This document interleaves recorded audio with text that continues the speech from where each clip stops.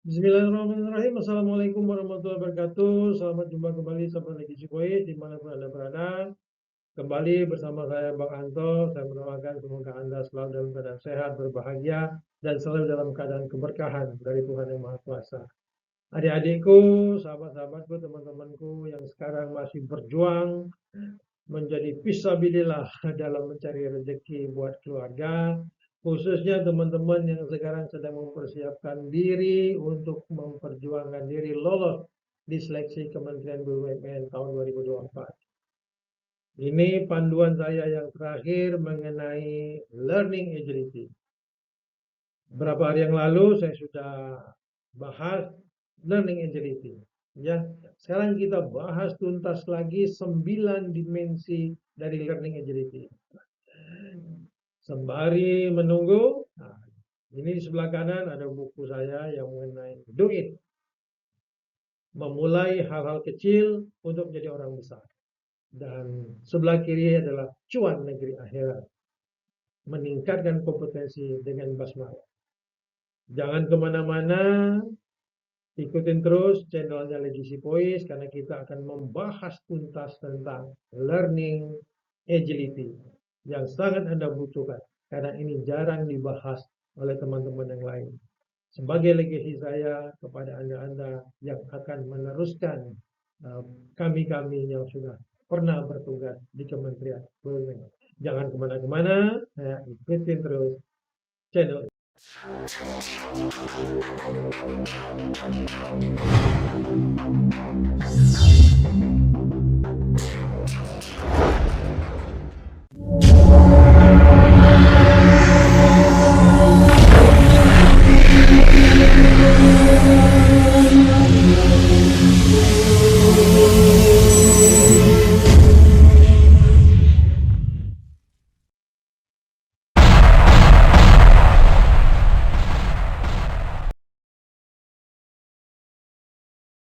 Seperti pada video saya sebelum ini, sudah saya sampaikan bahwa menurut Dr. Warner itu learning agility ada 9 dimensinya. Ya, ada 9, mulai dari flexibility, speed, performance risk taking, dan sampai reflecting. Nah, pada kesempatan video kali ini, saya khusus membahas mengenai 9 dimensi ini. Mengenai 9 dimensi ini, maksudnya apa, contohnya apa, beserta kisi-kisi pertanyaan. Kalau ini dipakai untuk wawancara, kira-kira nanti bentuk-bentuk pertanyaan speed itu seperti apa? Kalau dari misalnya kolaborasi itu seperti apa? Supaya nanti Anda bisa membayangkan, oh kalau seandainya ini dipakai untuk nanti secara lisan, ujiannya, wawancara, dalam interview, oh maunya adalah seperti itu. Anda bisa menyesuaikan itu. Karena begini teman-teman sekalian, kemarin kan Anda udah belajar core value-nya BUMN, yang akhlak itu. Itulah perilaku-perilaku yang diinginkan oleh Kementerian BUMN atau perusahaan-perusahaan yang di bawah BUMN. Nah, kemudian perusahaan-perusahaan yang di bawah naungan BUMN ini menginginkan juga orang-orang yang mempunyai kemampuan yang bisa beradaptasi dan berubah dengan cepat. Itulah yang disebut dengan learning agility. Ya. Untuk itu nanti kita akan bahas satu persatu. Oke, kita lanjutkan ke pembahasan berikutnya. Sekarang juga saya akan menyampaikan juga tentang tujuan menggunakan learning agility itu. Supaya Anda paham betul tujuan tes ini mau kemana ya, arahnya mau kemana ya. Nah, kalau Anda sudah paham itu, sudah tahu hal itu, Anda akan bisa prepare lebih baik, mempersiapkan diri lebih baik. Itu maksud saya seperti itu. Jadi, learning agility sebagai bagian dari proses rekrutmen perusahaan dapat mengevaluasi calon karyawan berdasarkan kemampuan mereka. Dalam hal apa? Dalam hal apa? Yang pertama, belajar cepat dan beradaptasi. Jadi, tes learning agility ini si perusahaan ingin mengetahui nih, ingin menilai seberapa cepat calon karyawan dapat memahami dan menguasai konsep baru. Jadi karyawan memahami serta kemampuan mereka untuk beradaptasi dengan perubahan lingkungan kerja. Jadi tujuannya itu. Nanti ada soal atau ada pertanyaan, ya bentuk-bentuk itu. Tujuannya apa? Ya tujuannya supaya perusahaan mendapatkan calon karyawan, calon pekerja yang bisa cepat. Ya, ini loh kuncinya itu. Menilai seberapa cepat calon karyawan dapat memahami emosi konsep. Oke ya, kita lanjutkan. Tujuan yang kedua adalah kemampuan kerjasama. Melihat seberapa baik calon karyawan dapat berkolaborasi dan bekerja sama dengan orang lain dalam tim. Jadi kalau ada muncul persoalan atau muncul pertanyaan, wah jangan sekali-sekali Anda bersikap bisa bekerja sendiri, mahir sendiri. Tidak akan bisa, karena dia tetap akan mencari orang-orang yang dapat berkolaborasi. Ya, dan ingat ini, melihat seberapa baik, gitu kan. Jadi Anda buat rujukan. Berikutnya, tujuan learning agility dalam tes ini yang ketiga adalah kemampuan untuk mengambil resiko. Kemampuan untuk mengambil resiko. Mengevaluasi sejauh mana calon karyawan bersedia mengambil risiko dalam menghadapi tantangan baru dan mencoba pendekatan yang belum terbukti. Nah, ini harus hati-hati karena memang tidak banyak orang yang bersedia mengambil risiko. Apalagi zaman saat ini. Zaman saat ini ya karena kita banyak sekali melihat kalau orang yang berbeda pendapat akan susah hidupnya, akan disingkirkan. Tidak banyak seperti itu. Tetapi ini dalam hubungannya dunia kerja. Nanti kita kasih pemahaman. Kemudian untuk melihat kemampuan untuk mencari informasi dan umpan baliknya. Jadi si perusahaan ingin melihat Anda ini yang melamar pekerjaan, bagaimana cara Anda nanti mampu calon karyawan ini untuk mengumpulkan informasi yang relevan dan mencari umpan balik untuk meningkatkan kerja mereka. Ya menurut saya Anda yang muda-muda ya pasti nggak gaptek lah ya. Pasti nggak gaptek. Tapi kalau Anda biasa teknologi yang Anda kuasai saat ini hanya difungsikan untuk TikTok yang joget-joget, nyanyi-nyanyi nggak karuan, hanya untuk Instagram yang posting-posting foto aja. Wah, sangat sayang teman-teman generasi muda. Manfaatkan lebih optimal. Nah, ini Anda akan betul-betul teruji bagaimana cara Anda mencari, men-searching data. Kemudian refleksi dan pembelajaran dari pengalaman.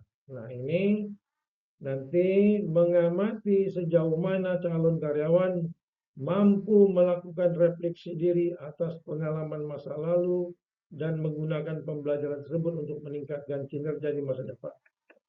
Kembali, Anda akan bercerita apakah Anda punya pengalaman, apakah Anda pernah merasakan.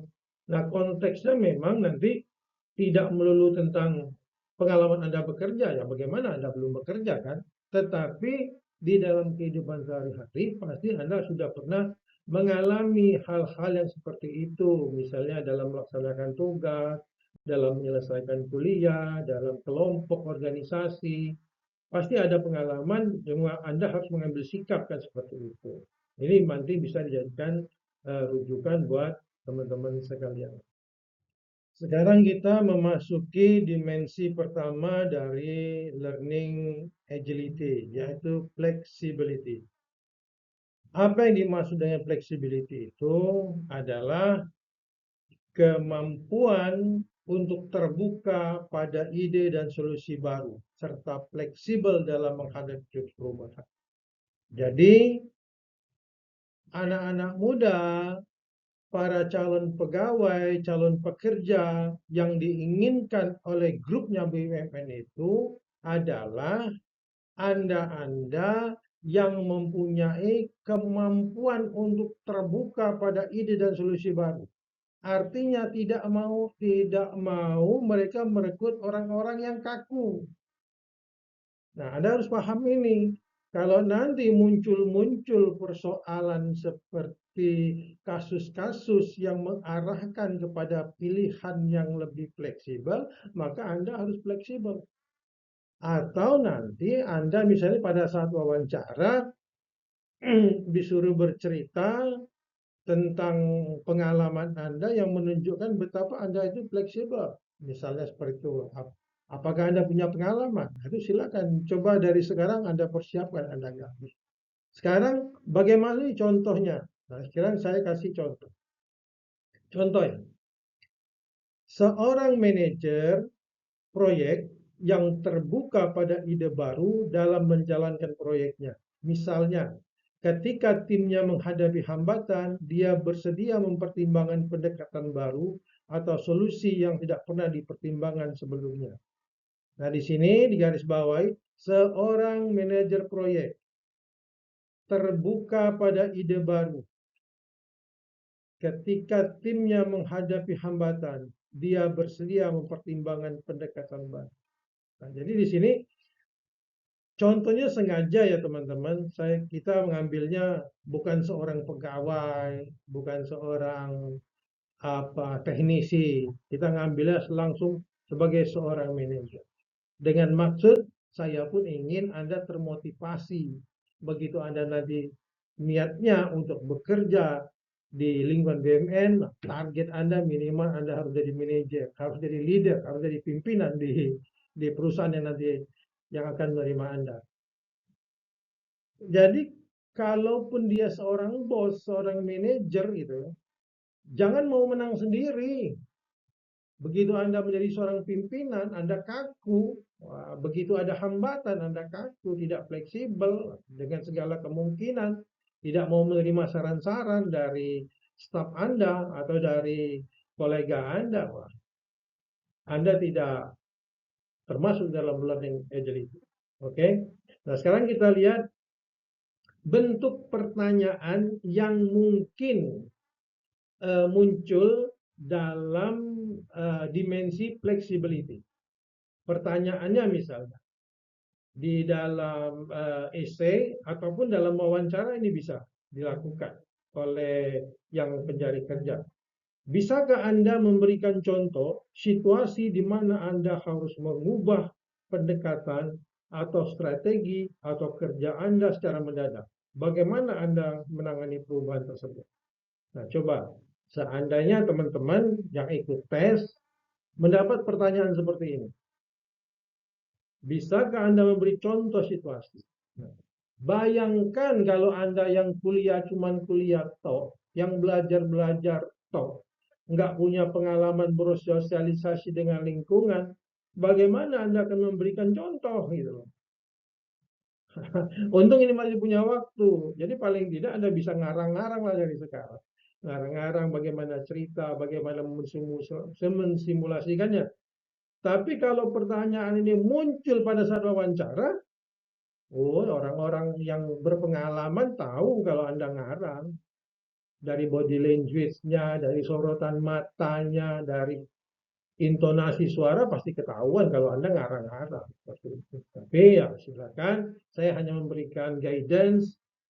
Kalau muncul pertanyaan seperti ini dalam konteks learning agility, dimensi flexibility, kira-kira nanti pertanyaan seperti ini. Nah, saya juga akan pandu. Kalau pertanyaannya begini, kira-kira yang dimaui itu apa? Nah, ini yang dimauinya.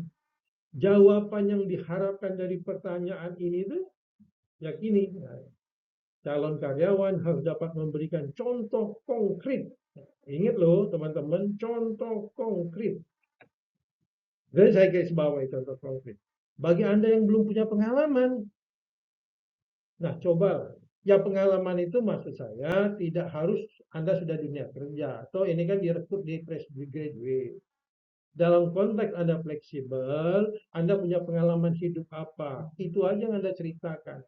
daripada ngarang-ngarang cerita yang belum pernah Anda lakukan atau tidak Anda alami. Jangan coba-coba pada saat wawancara.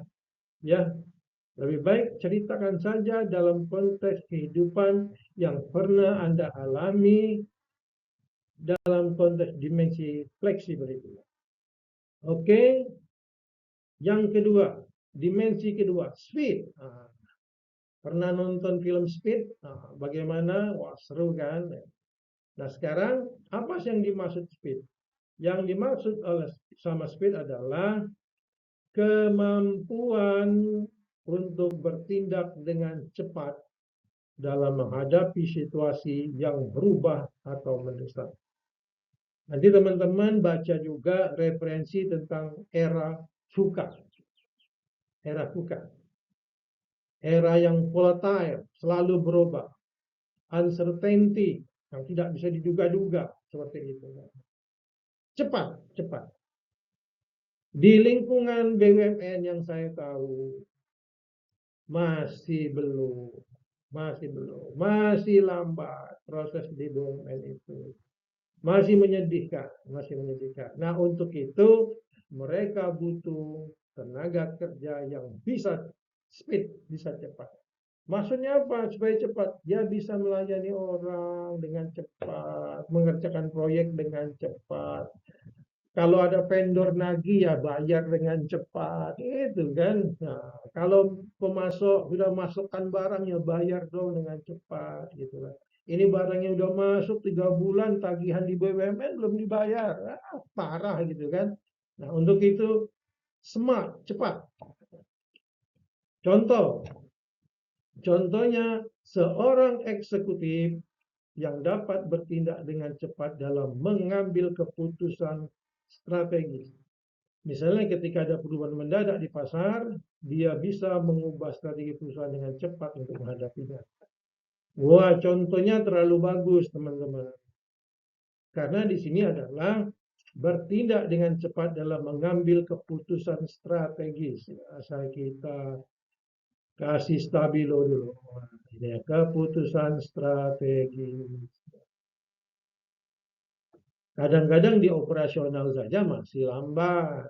Nah, ini keputusan strategis. Nah, kira-kira bentuk pertanyaannya, misalnya Anda ditanya nih, beri saya contoh situasi di mana Anda harus mengambil keputusan penting dalam waktu yang sangat singkat. Bagaimana Anda memastikan keputusan tersebut tepat dan efektif? Nah, lagi-lagi siapkan dari sekarang. Dalam konteks speed, salah satu dimensi learning agility ini, di mana Anda bisa mengambil keputusan penting dalam waktu yang sangat singkat. Dalam kehidupan Anda saja. Yang penting jangan ngarang-ngarang. Itu masukan dari saya. Ya, masukan dari saya seperti itu. Contohnya aktual. Dalam tulisan pun, kalau Anda ngarang-ngarang, ketahuan. Kecuali Anda udah jadi penulis hebat, penulis fiksi misalnya. Kalau Anda sudah biasa nulis fiksi ya, mungkin it's okay, misal tidak ketahuan, ya begitu. Nah, kalau muncul pertanyaan seperti ini, yang dimaui jawabannya adalah calon karyawan harus dapat menunjukkan kemampuan untuk bertindak cepat dalam situasi yang mendesak. Menjelaskan langkah-langkah yang mereka ambil untuk memastikan keputusan yang tepat dalam waktu yang singkat. Oke ya, keputusannya tepat, waktunya singkat. Nah, saya ingin ini, bahwa di dalam dimensi itu selalu diawali dengan kemampuan. Kemampuan, ya. Jadi bukan soal kompetensi, tapi sudah actionnya. Oke, kita lanjutkan pembahasan yang lain. Experimenting, eksperimen, pengalaman. Lagi-lagi bahasanya kemampuan. Oke ya, ingat teman-teman, kemampuan untuk mencoba perilaku-perilaku baru dan menguji ide-ide baru dalam tindakan. Ya. Orang yang bisa mencoba perilaku baru yang bisa menguji ide-ide baru itu kalau dia sudah punya pengalaman. Kan? Kalau dia belum punya pengalaman, melakukan segala sesuatu, coba-coba, nah, bahasa Palembangnya macak-macak. Tapi kalau dia sudah punya pengalaman sesuatu, lakukan lagi untuk perbaikan. Intinya seperti itu. Oke, kemampuan.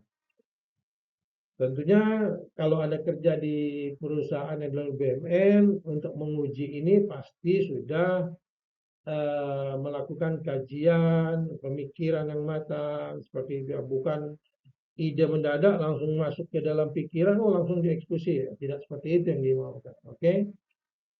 Contoh, seorang pemimpin tim yang mencoba metode baru untuk meningkatkan produktivitas timnya.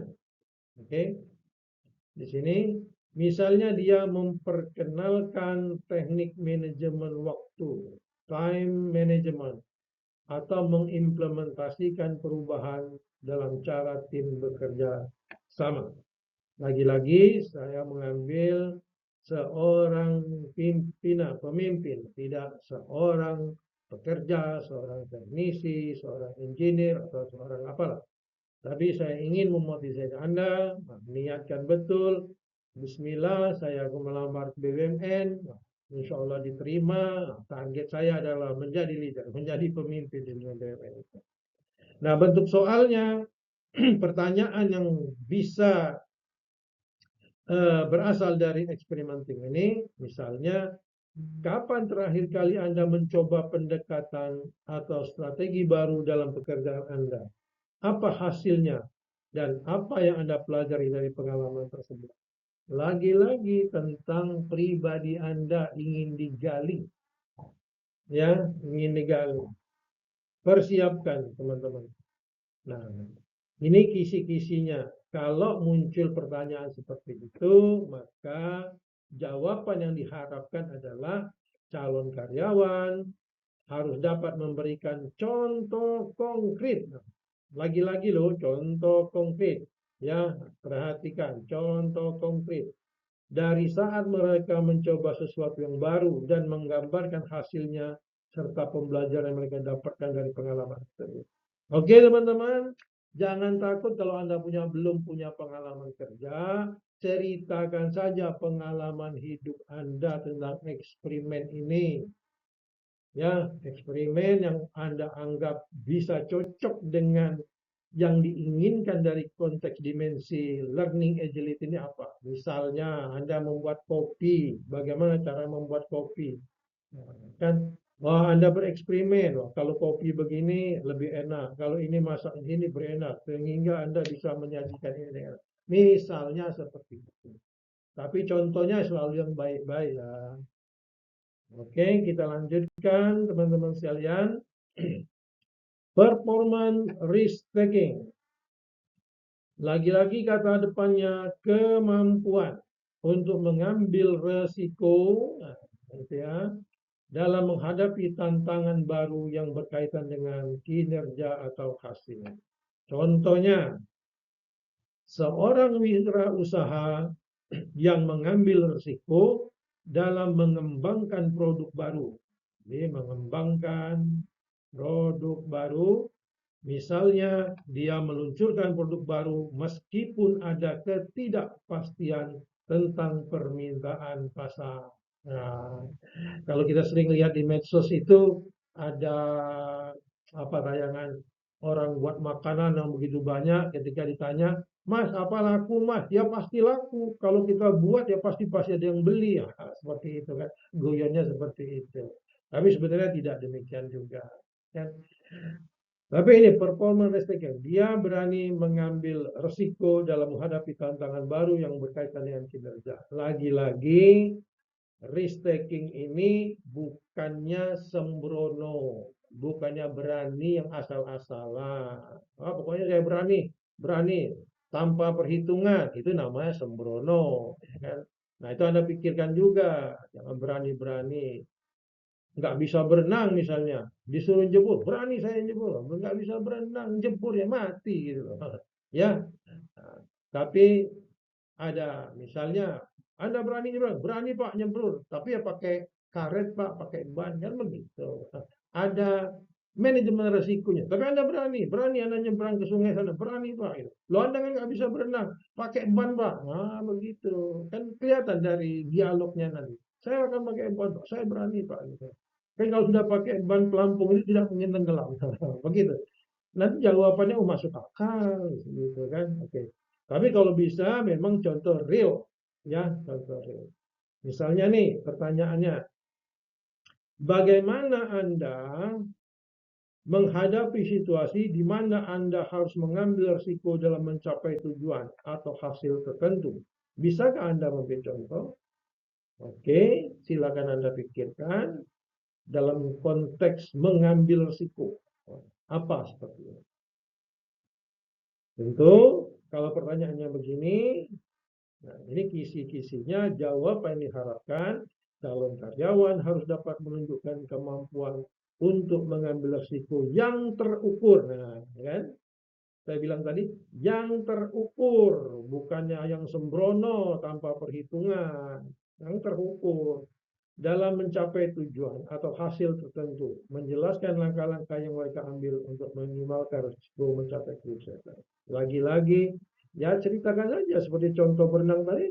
Kalau Anda pernah ngalamin betul atau tidak pengalaman, tapi kalau ditanya Anda bisa ditantang seperti itu, yang penting jawabannya, oh iya ya dia sudah memperhitungkan ini, oh iya ya dia sudah memperhitungkan gini, oh masuk akal nih. Tapi keberaniannya luar biasa. Nanti dari nada bicara, dari kesungguhan Anda akan kelihatan bahwa memang Anda bisa untuk mempraktekkan performa risk taking.